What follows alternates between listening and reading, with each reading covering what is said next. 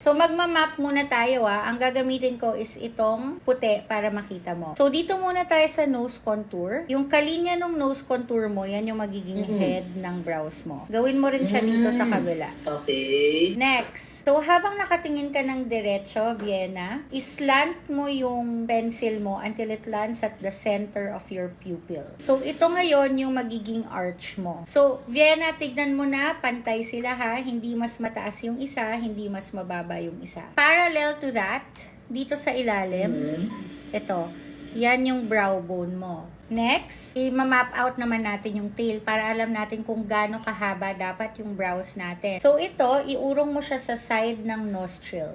Tapos dapat lalapag siya dito sa pinakadulo. Yan. Sige, so i-recap natin yung parts ng brows natin. Head, shoulders, knees, and toes. Charot.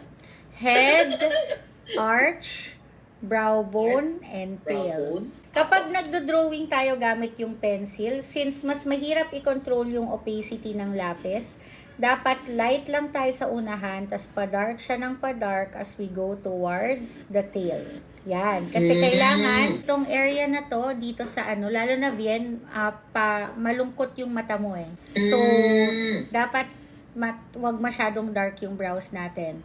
So, mag-start ka dito, light lang, mula dito sa head, papunta sa brow bone. Yan. So, idiretso mo rin siya dito. Yan, gawa ka na rin dito sa kabila. Tapos, sumunod naman, dito tayo sa taas. So, itong area na to, so mamarkahan ko mag-ano ka dito ng mga 1.2214 millimeters. Okay. Dapat open yung area na yan. Hindi mo siya susulatan. Ngayon, magdo-drawing na tayo ng linya dito. Ako muna pag ganon, papunta sa arch. Okay. Yan. So, itong dalawa na to, parallel sila. Hindi sila bumubuka or hindi sila sumasara. Yung space is equal. Okay, can you try it? Tanggalin mo na yung mga marka na ginawa natin bago tayo mag-continue from arch to tail. Basta tandaan mo kung nasan yung arch and tail Wag na wag mong makakalimutan. Magagalit ang gobyerno. Bakit tawa ka ng tawa, girl? So, mula sa arch, kailangan slowly and carefully mo siyang ipapaganito, papunta sa tail, para hindi masyadong matulis yung arch. Dapat curved siya. Ang ganda ng sa'yo, ate. Dapat naman, ako yung nagtuturo kung pangit yung sakin, paano na lang yung sakin. Sinara mo siya dito, kailangan medyo, dahil pataas din tong arch, dapat pataas mo din to idodrawing bago siya bumaba papuntang tail. Yan, okay? Parang manipis lang. Oo, dapat manipis lang yung tail natin. Tapos, huwag mo nang i-fill in. Ito kasi yung uso ngayon. Ikaw siya pangit!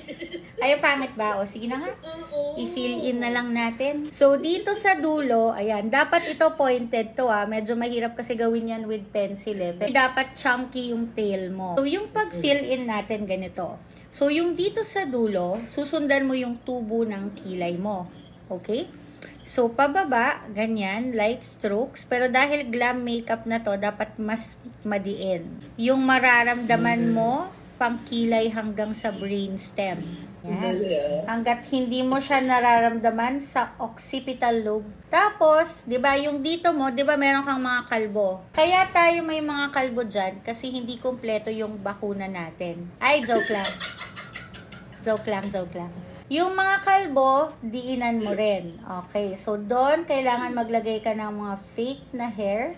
Yung dito sa loob, pag ganyan na siya. So, magdodraw ka lang ng hair-like strokes. So, dapat, ang idea niya is medyo magkakahiwalay na yung buhok. Ayan, coach, ang ganda na nitong isa, Oo nga. Tama ba ako? Ganyan mo na lang yung buhok mo para isa lang yung nakikita. Itong kumuha ka ng flat na brush. Tapos, kukuha ka ng mas lighter sa'yo na concealer. So, lilinisan natin to ngayon, no? Kasi parang masyado siyang malapad. So, parang kumbaga, tatapyasan mo siya ng konti. Okay? So, yung dito sa ilalim, dapat yung mas mahaba na bristles nakaharap dito sa gitna. So, lilinisan mo to ngayon. Dadamihan ko yung akin para makita mo, pero hindi mo kailangang damihan yung sayo. Kasi glam brows yung ating class today. Tapos, hilain mo pababa yung concealer. Dito mo, gagayahin ko yung ginawa mo dito mo Yung dito mo, masyado siyang pointed, parang ganyan. Kita mo? Ganyan. Okay. Okay. So, kailangan mo siyang palambutin, parang bulalo. Mali. Pag ganito yung kamay mo, so, this part of your hand should be resting here. Ayan. And then, you're going to curve and erase, or you're gonna erase the pointed area so that it looks more curved. Yeah. Optionally, you can also add like a brow gel. So, kung meron kang brow gel, para lang mas kita yung brow hairs natin. Pero because you're adding brow gel, you wanna make sure na dahil naka-pencil ka na, you don't want the applicator of your brow gel to touch your skin. Kasi it will remove the ano. So, you want to just use the applicator and graze through your hairs. Parang igaganyan niya lang. Oo. Tapos, towards the right direction. Para lang makita pa rin yung mga hair.